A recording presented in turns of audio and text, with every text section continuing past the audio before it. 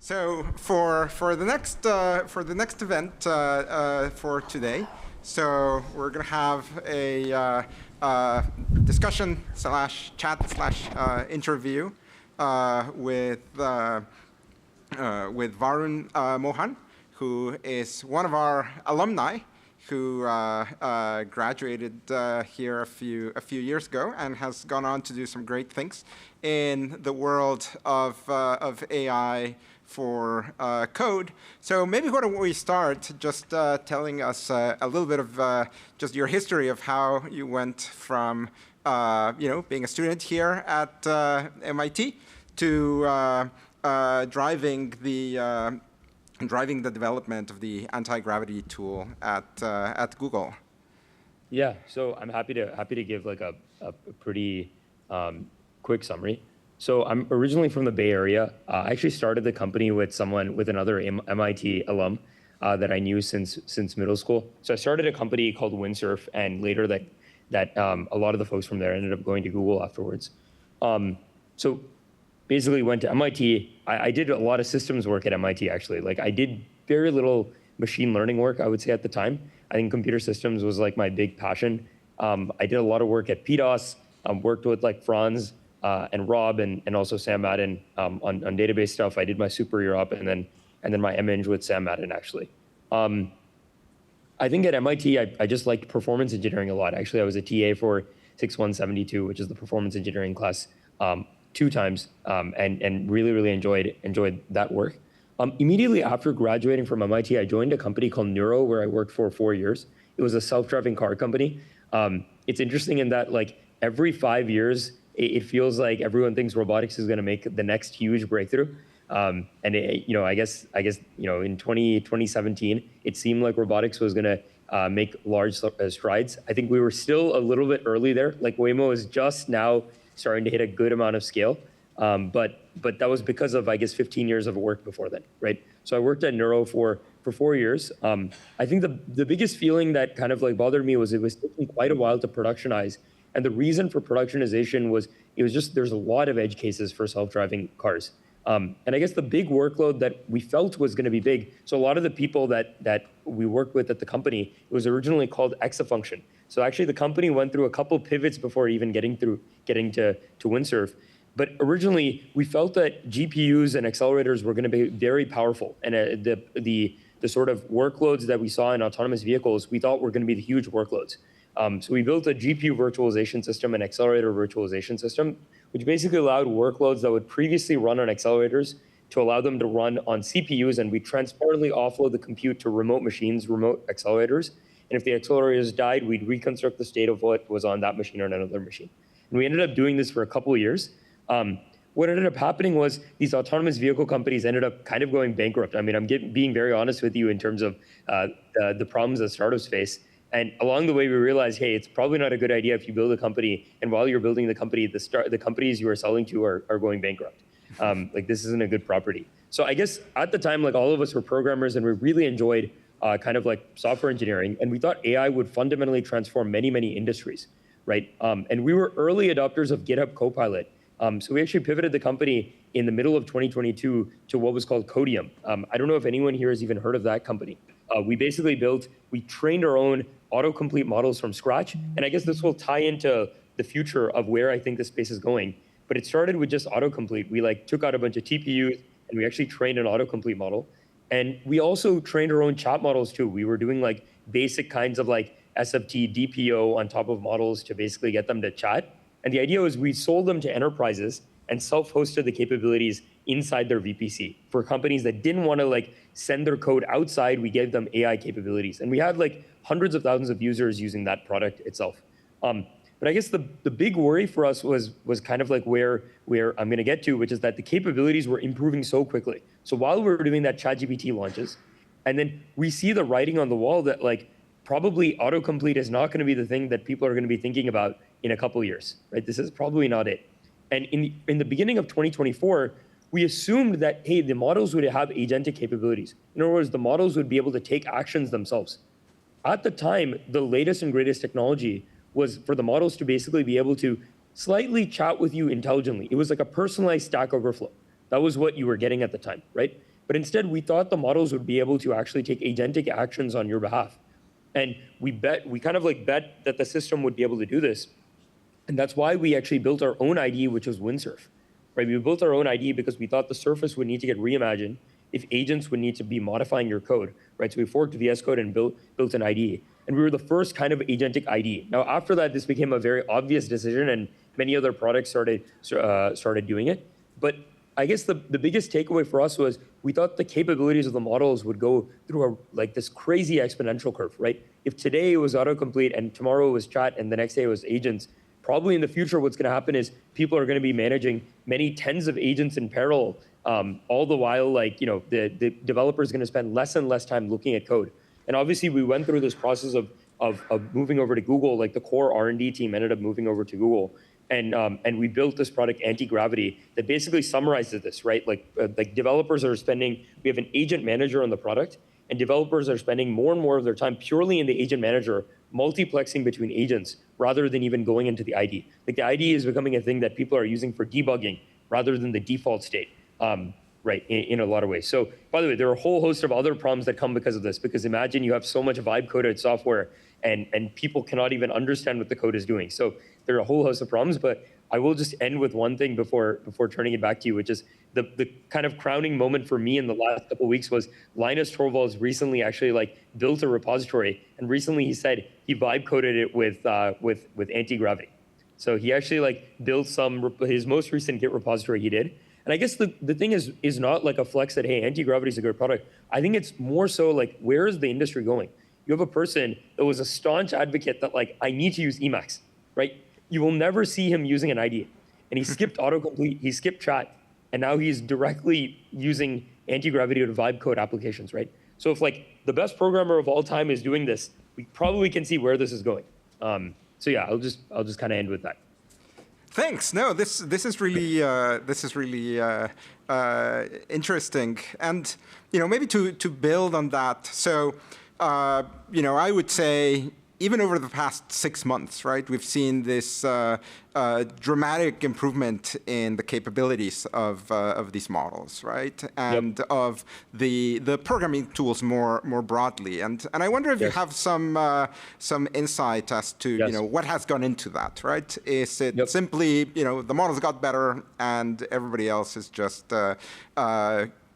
cruising on the rising tide of better models, or what has it taken?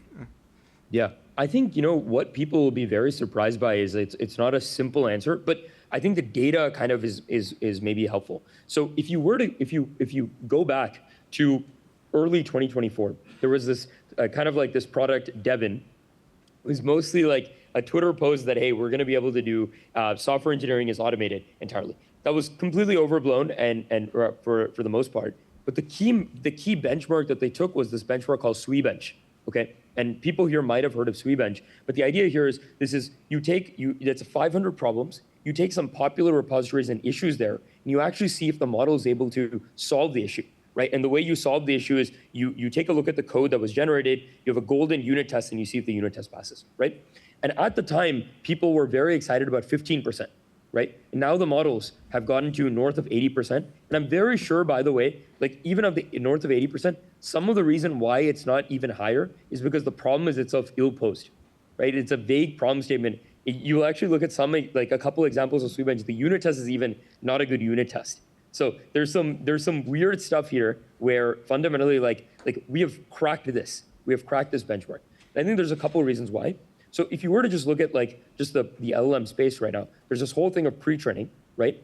And pre-training, you would think it's only scaling, right? Like we are scaling it, and 100% every lab is scaling. You can see the CapEx spend that's going into this. The amount of spend going into pre-training is increasing. But also algorithmically, we are making large progresses in every single one of these axes, pre-training, post-training. Like every flop is taking you further than it was the previous generation. You're seeing something that is like much faster than Moore's law, even in how quickly how much efficiency you're getting from every flop. And the terminology used in the labs is compute efficiency, right? Which is what is one flop getting you today compared to what was one flop getting you like a year ago. And obviously we have folks like Noam Shazir who invented the transformer, at least at Google DeepMind, that are just spending all the time thinking about how do we get maximal intelligence for the amount of flops that we sort of have. So that's like on the pre-training side. On the post-training side, you can imagine the task complexity is also increasing, and the amount of reinforcement learning that's happening is also increasing, right? Like if you were to think about it, pre-training, it's like a form of imitation learning. You're kind of letting it memorize the way humans think. And then with the reinforcement learning, you're giving it real cases and real examples. And as you ratchet up the task complexity, the model's coherence is increasing. But there's like a lot of other details that need to get done right correctly, right? Because these agents themselves, like there are so many problems that need to get solved that are not just like increasing scale. I'll give you a simple example here. Let's say you want an agent to migrate an entire code base from one language to another, right? This probably takes many tens of thousands of steps, and the context lengths of these models are not long enough to do this. So you need to come up with mechanisms, whether it be sub-agents, context compression, all these other things that need to also make improvements to hit this. So if I were to say this, there's like many, many exponential curves. There's a pre-training exponential curve. Maybe there's a post-training exponential curve. There's a tool use exponential curve. There's an exponential curve for agents. And all of these are sort of getting written up concurrently.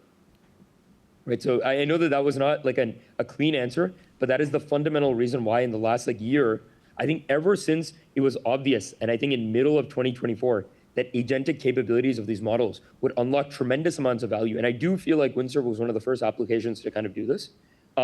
It has become an obvious sort of direction that all the labs are pursuing to kind of like continually improve.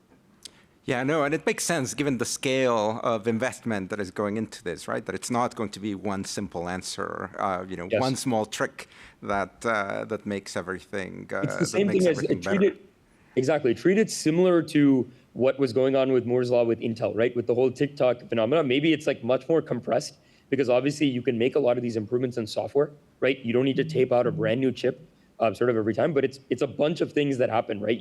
Maybe you shrink down the transistor, but not only do you do that, the ALU itself, you get some optimization there, right? So it's like you're stacking on many, many gains to see each improvement. So given where we are today, what do you see as the biggest gap, right? The biggest open problem that we really just haven't got a clue how to solve, and might be cracked tomorrow, but also might be we might be discussing it 5 years from now, still trying to figure out how to get around it. Yeah, I think so there are maybe a couple things. Let's go. Maybe one thing is like just very tactical. I'll give you one thing, and then I'll also say one thing that I've spoken to Demis a good bit about this is his perception on like kind of what AGI actually is and why we're actually I think some companies like Anthropic try to make claims that hey we're a year or two away, but probably actually the more kind of like commonly held view by folks like Demis is maybe like 5 to 10 years away, right? In which by the way already feels very aggressive, right? Like let's imagine what that actually means.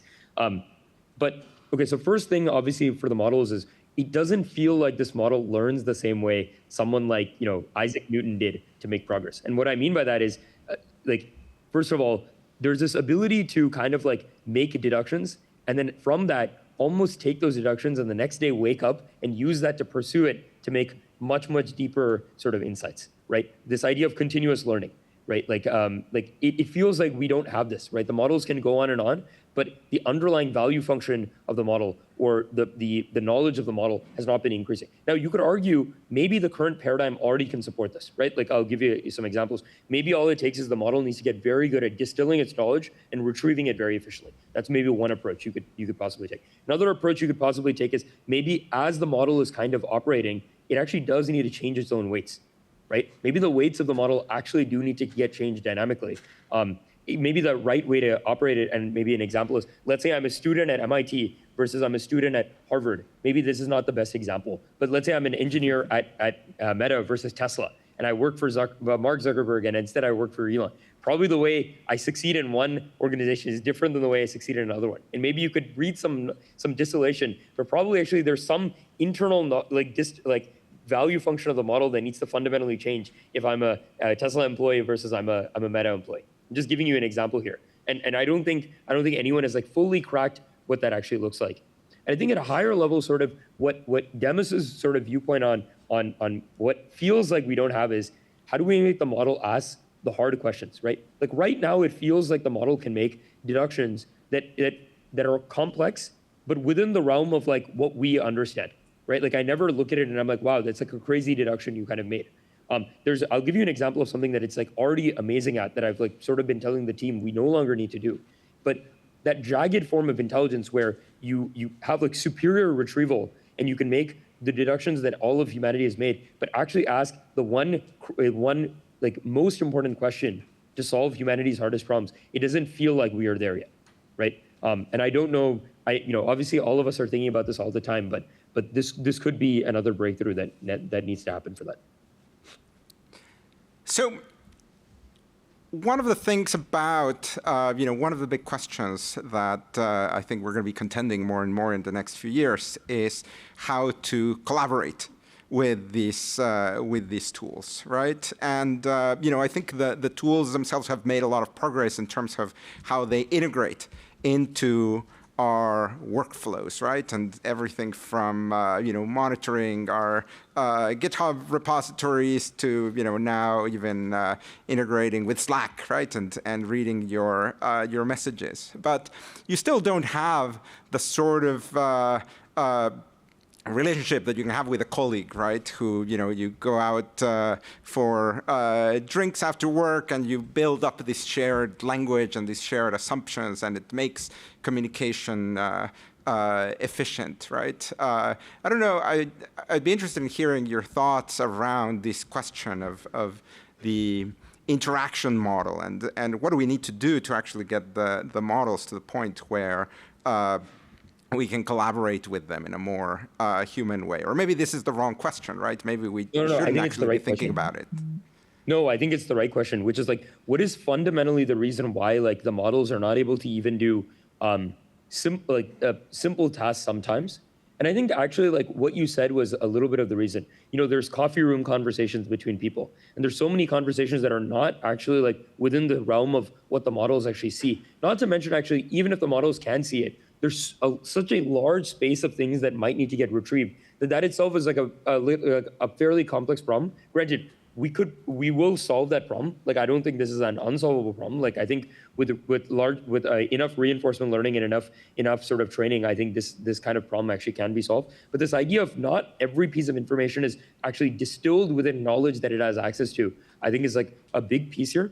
I think what's going to fundamentally happen is in spaces where AI is critical in improving productivity, people will spend more time making sure that the model has the information it needs. I'll give you an example of something I was trying to do recently. So a lot of folks, we've gone through the process of trying to automate work, right? Automate tedious work on the team with anti-gravity, right? Anti-gravity and automations, right? Around the anti-gravity agent.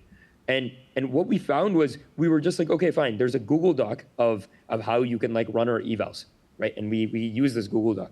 The problem is the Google Doc is actually ill-specified, even if you have the Google Doc in the entire code base, right? You actually need to work with the model to create a more machine-readable Google Doc, because there are parts of it that assume conversations that we've had that have not been recorded anywhere, right? And I think that effort, that work for us to do that, the sort of work we do to do that is valuable enough now, since it's going to eliminate a lot of boilerplate work we're doing on the team, right? So we will do that upfront work. So I think what's maybe my point to that is, if the work is very important, I think organizations will make the effort to make sure the agent has the information here, right? It's too valuable to not do this, right? Like, we have folks, like, I don't know, I'll give you an example for the eval system on why it's so valuable. The eval system will break for a variety of reasons at the scale it's operating. And I don't, like, we have people that babysit this, right? And it's, by the way, the reality is, like, there's so much more we would want them to be doing. This isn't a thing where, like, we're trying to cut the size of the team. We're actually only hiring more people on the team, right? But I think, I don't know if that answered the question there. I think, if the value is there, I think we will find ways to get that information to the agent. Right, and I don't know how dystopian this future looks, but it does feel like some of these companies like OpenAI and so on and so forth are trying to also build devices to kind of like listen to everything. Now, I don't know exactly if that's a form factor people like, but some companies are trying to solve this even. Yeah, no, I mean, I think we have we have evolved to generally like interacting with fellow human beings in a way that interacting with the box doesn't quite tickle the same nerves But yeah, I mean, I think if I understand what you said correctly, the this question of communication and getting the right context is a big one, and you think that in specific domains that are sufficiently valuable and important, you can just train that background knowledge into the model. But especially as you move to more niche domains or newer domains, there is always going to be these, in some ways, the model is always going to be working at a disadvantage, right? It's like the guy who never gets invited to the water cooler conversations. Exactly. I think, some spaces where this is just fundamentally a lot harder is you take something like the hard sciences, right? Where the iteration cycle is a lot longer. This is actually like, the reason why you can do all this stuff is in software, you're much more willing to just do brute force. You can just do 10 times as many things, right? Now, granted, if you're hardware limited, that's true. But in a lot of ways, let's say it's running a unit test until you can the cost of trying something is very low, right?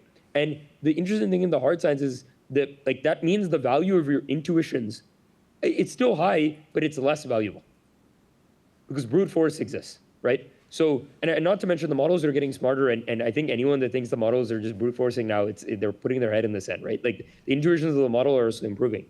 But in the sciences, there's so much information locked up in the head of the scientist, and the cycle time is high. Like the cost of using up the lab for the next 3 months is high. Like you don't want to just randomly do it, right? So some of this is why different domains will have different times at which AI is going to kind of help a lot. I think in the hard sciences, it's going to take longer, right? And that's why we're seeing so many gains in the bits world rather than the atoms world. Yeah, no, that makes sense. Now, we in the academic side, right? Traditionally, sort of our job has been to produce research and to ask questions that maybe are a little bit beyond the horizon of industry, but also to train students, right, and to make sure that they know what they need to know when they go out on the workforce and to be productive. And recently there has been a lot of conversation around how both of these might be disrupted by AI, right? And so I'm curious how you see from sort of your side in industry, on the one hand, the health of the flow of insights and results between industry and academia, as well as maybe the perspective on what should the students coming out really be knowing? Yeah. So I guess we're still hiring new grads from MIT. So I think that hopefully that kind of explains that we're not saying, hey, people coming out of college are not useful anymore. I think the expectation though has fundamentally been that you're going to be much less productive unless you use these tools, right? I think this is not a very interesting insight. People that understand the fundamentals and can use these tools are much, much better. I think you can clearly tell when you talk to someone if they both understand the fundamentals and they're using the tools as a way to accelerate their work, right? I think it's clear to me, and I think it's basically what I would just say is the playing field has basically just shifted up, right? Obviously, you are no longer on the playing field, I think, if you don't use these tools anymore. But the person that was very knowledgeable before these tools is also strictly better than the person that was not knowledgeable in using these tools now. I don't know, that should be I don't know if that sort of answers that point there. I don't think this is a case where people should stop learning the fundamentals of kind of computer science, right? Because I think the fundamentals of computer science is just the fundamentals of logic, right? I explained a world in which you're vibe coding everything. If you build a critical application anywhere, you're going to need to understand the impact of the software you do, right? Even when you talk to AI, very quickly you will notice that sometimes it makes trade-offs that don't make sense. Once again, because actually it doesn't have all the information in your head. And this isn't a bug. It's there are trade-offs that were made in a coffee room conversation, and you actually need to optimize for these trade-offs. It's actually hard to specify every trade-off under the sun. There's some trade-offs that your coworker explicitly thinks that you understand, right? Like when they say, hey, let's rewrite this to use X, Y, and Z, they're not meaning let's rewrite the entire code base, right? They're probably just meaning like a small chunk of software kind of needs to get rewritten, right, in that case. So I would just say like, yeah, I mean, the students should be like, definitely be using the tools. I guess this is a hard thing from like a PSET standpoint. Like, I guess that's a sort of a tricky question. On the research side, I mean, this comes back to the whole jagged intelligence piece. I don't think the models are in a state right now where they are actually doing fundamental research very well, right? Like they are actually not able to do that. Now, granted, I think a lot of research work again is probably like requires a lot of boilerplate work. So I would assume researchers are actually able to be also a lot more efficient with AI. So yeah, I don't think this is going to create a lot of changes in academia. Maybe this is like a controversial take. So maybe building also on some of these. So I think we're already seeing a lot of change in how the typical developer's day looks like with some of these tools, right? Extrapolating maybe 5 years down the road, how do you see the typical developer's workday being different from what it is today? Yeah, I think it's probably, I mean, the expectations on productivity is just going to be a lot higher in terms of like the amount a singular developer can do. I think this person is managing like maybe somewhere on the order of 10 to 20 agents in parallel. And the reason why they're able to do that, some agents are very, very long running. We do need good interfaces to actually communicate back with these agents when the agents do intermediary work, right? It's probably a bad idea for an agent to go and do work for 3 months and I mean, this is like any report, right? You have a report and you have a team of people and you do work for 3 months. If the work that's getting done at the end of 3 months is something that you don't understand and thought was the wrong direction, you probably want to check in with what's ultimately happening. But yeah, I think ultimately like the job of a developer is to have taste on what needs to get built. This is, by the way, the hardest problem. I think this is actually why, even though AI is accelerating software development so much, it isn't that companies are getting faster at the same speed. It is actually a complex decision to decide even what to build. I'll give you an example. Let's say I'm building a user application and the user application faces some users. You could build like 1,000 features, but there's a limit to how many features the user can even consume. Right? There's some bottleneck there. And then there needs to be some taste that actually the 3 features I do need to build should be built like this, and the trade-offs for those should be X, Y, and Z to make the user experience good.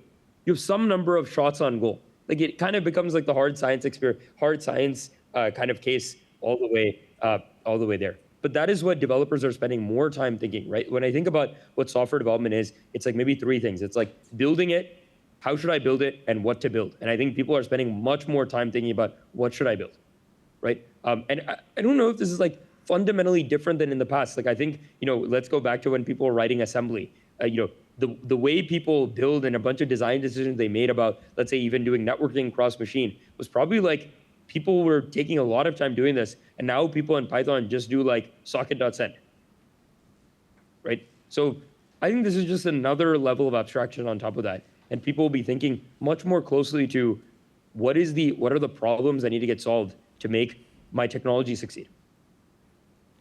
Thanks. So I think it's a good point to maybe open the floor for questions from the audience. I don't know if you can see the audience from where you are, but so we let's open the floor. First of all, very proud that 2 of the best AI assistant coding tools are designed by MIT alum, Windsurf and Cursor.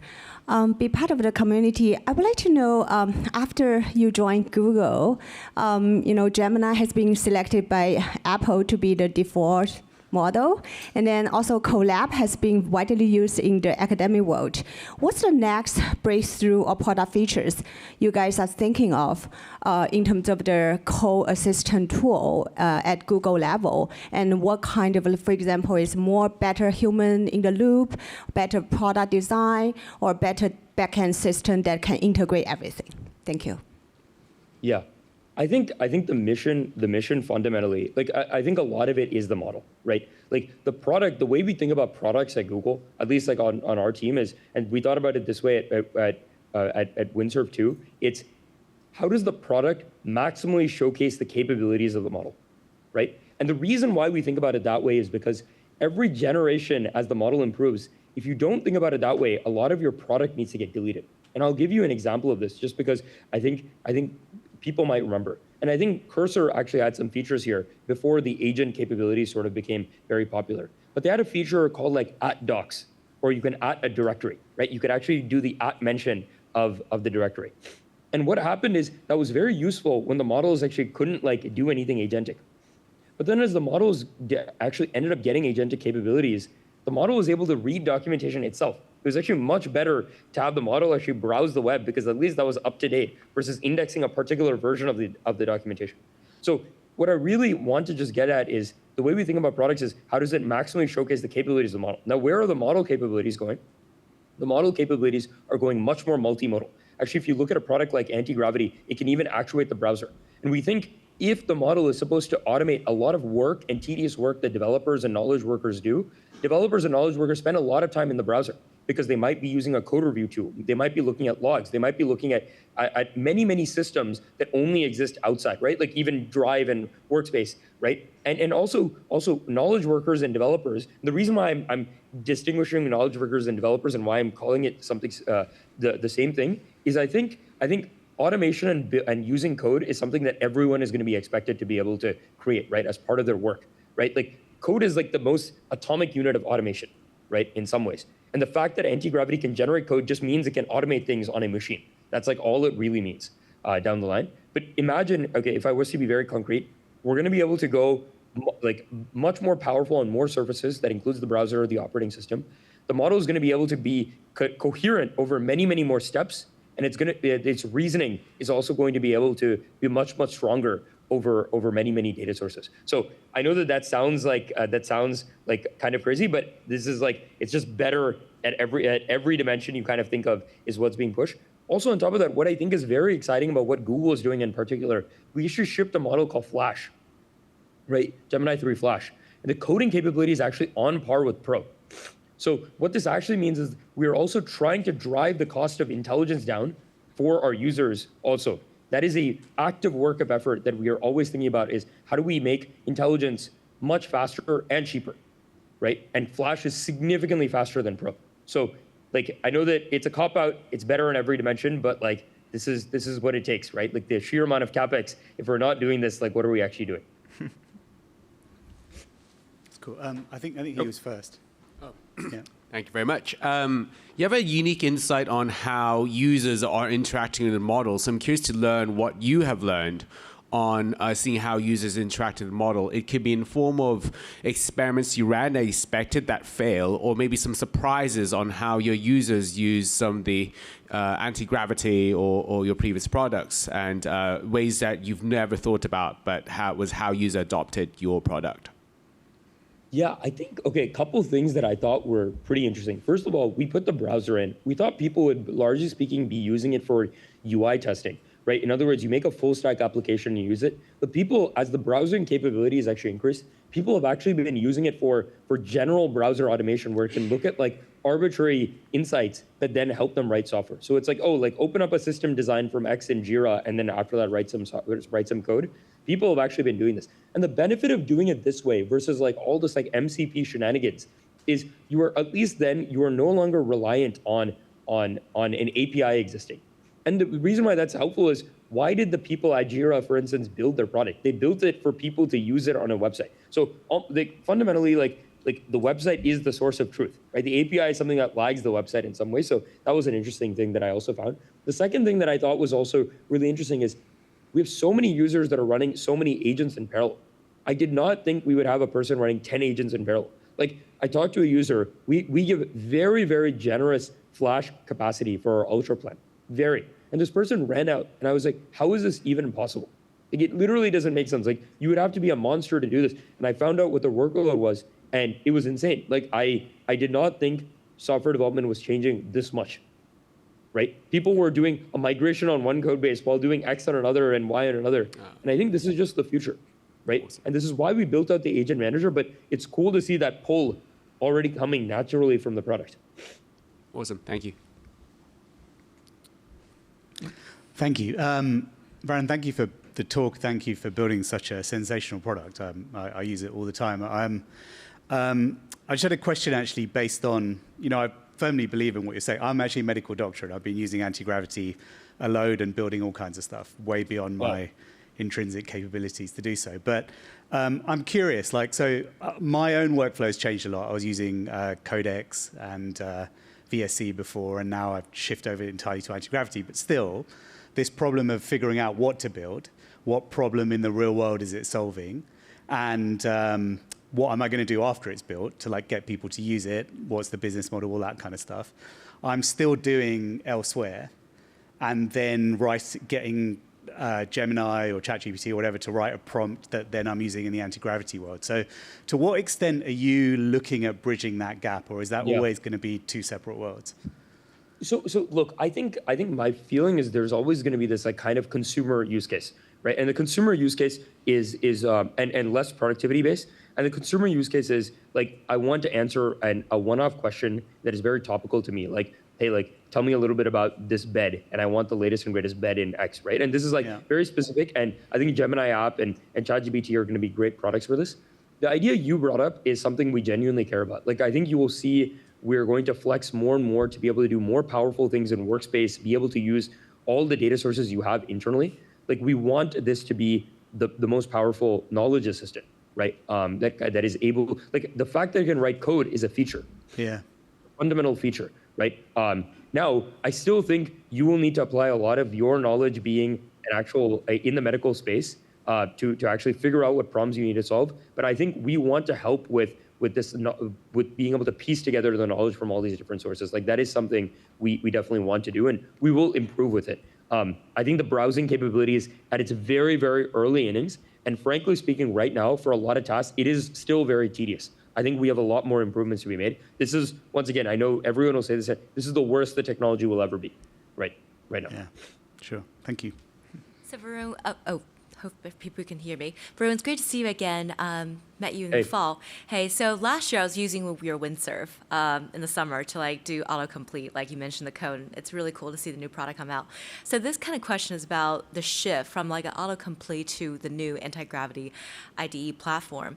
When you think about when the agents are taking the intermediate logic versus the developer, we're kind of coding the logic, how do you think about repeatability of the flow, and how do you think about eval? Is the current benchmark still the right way of thinking about it, or you're thinking about having to have new benchmarks in order to evaluate these agents, and also making sure what the work they do, even with the artifacts you have on anti-gravity, can be repeated?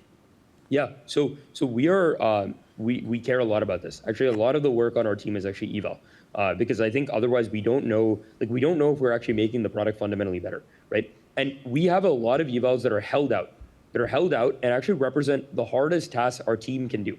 And the hardest tasks within Google, the benefit of it being within Google is we have the entire environment of Google. So we can, in theory, the agent can pull Drive documents and all of this stuff internally, right? And it has a self-consistent system, right? And we also have anti-gravity usage internally. So we actually can do a lot of fancy things on the quote-unquote determinism side, which is to say, let's say the agent didn't do something good, right, for an internal Google user. We can actually take those trajectories and replay them afterwards with the newer version of the agent and validate this is more in line with what the user ultimately did want. So we can get very, very sort of deep in the weeds. We have a lot of other sort of tasks on the team that are just very custom and specific to what we're doing, and we have made those evals too. And they are outside of the training regime, and we know, hey, the thing I'm the most excited about is when we have an eval where the score is 5 or 10%. Because that just means the headroom is so high. There's so much more for us to fundamentally improve and for us to climb. So eval is the primary way for us to improve, and we take eval very seriously internally. Okay, and repeatability of the agents? I think repeatability is, okay. I think the idea of repeatability fundamentally comes through if Okay, the idea of exact repeatability is just not possible given like the stochastic nature of these models, right? That's like that's 100% true. But I think you can get behavioral repeatability. In other words, you can run evals and validate, hey, across a wide swath of examples, the number of critical negative cases is X, the number of the average score is Y, and you can across a bunch of dimensions, and we do measure this, and that is like our closest proxy of repeatability. Cool, sweet, thanks. I have a dog so- fooding question. What percentage of your time or your team's time on a computer is spent in the agent mode versus more traditional coding mode, or not using it at all, I guess? Oh, not using it at all, meaning not using the product? Yeah, I assume that would be 0, but just asking. Yeah. So I think like literally everyone and anyone who like, even people that manage people, the expectation is like you're actually building a lot, right? Otherwise the intuition is like busted. I think we have a lot of paper cuts in the product in terms of like managing many agents. That workflow is like a little bit of a novel workflow.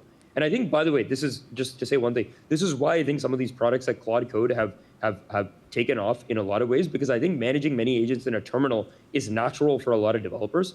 But I think you'd be surprised. Most people want like a clean UI to like manage a lot of things, and that form factor is something that we're constantly iterating on. Like I think we're probably the people that give the most feedback for the product, and we have like a large dog fooding channel where every day you could probably see 50 issues we are talking about, right? And that's because everyone is beating up the product. So I will say like we're our biggest critic right now. Hi, so I have a more execution point of view question. So I understand, for example, when you're Windsurf, like you can have the flexibility to train your own model, like based on whatever like use cases, whatever like emerging capabilities you need, like when you're trying to build your products. But after like plugging into like this DeepMind like bigger chapter, like what's your collaboration relationship with the foundational model side, especially for example, I also noticed like browser use has become a topic because it is so efficient, like on UI automation, on the like a UI testing. But I'm just wondering, for example, when you're building like anti-gravity right now, like do you see there are some like new use cases that probably we haven't thought about when we're trying to train like the foundation models? Then are you plan to like train your own model like to lead such capabilities? For example, like probably a lot of customers right now are trying to use anti-gravity to build agents. Then do we have the model like to ultimately spin up like an agent for the customer, like computer use agents, etc.? Yeah. So those are two questions. We are going to make it much easier to build these kind of agents you were talking about in the product and otherwise. Like that is there will be announcements about that. To the former is like this was the reason why we also came to Google. Like our entire research team moved over. And we've even made contributions to like the past 2 generations of Gemini 3 Pro and Flash as well. I think yes, of course, if we are contributing to the fundamental progress of the model, and that's what makes me feel so good, which is twofold. It's not that we are contributing, but we are also getting the benefits of the baseline also growing tremendously, right? As pre-training continues to improve, post-training recipes continues to improve, and so many other improvements end up coming down the line, we get the advantages of that. I think one thing that I really appreciate about the way Google is doing things, unlike other companies that have like 100 model SKUs, we are pretty clear about the fact that we want a very targeted set of model SKUs, and we want a generally intelligent model that is great across the board, right? Like some models, like obviously like Anthropic, they made the decision that they are going to regress on a lot of evals that are not coding related. But I think at Google, we want an across the board great model, and we think a model that is ultimately the best assistant is one that is like capable at many, many different spectrums. And we're going to soon see this with computer use. Multimodal capability, we don't just think is there to make cool images. I think it's actually a core capability of a model to be able to understand images. That's actually very important if you want to be great at browser use. So a couple things. A, yes, we are contributing to the model, and B, it is actually very valuable that Google as a whole is so diverse and sort of strong in many realms in its model. And I think this is going to become painfully obvious. Like, okay, maybe just to explain like a last point here. When I look at like the software development lifecycle, there are many things you do. You write software, but that's only one piece. You review software, test software, debug software, deploy software, right? Design software.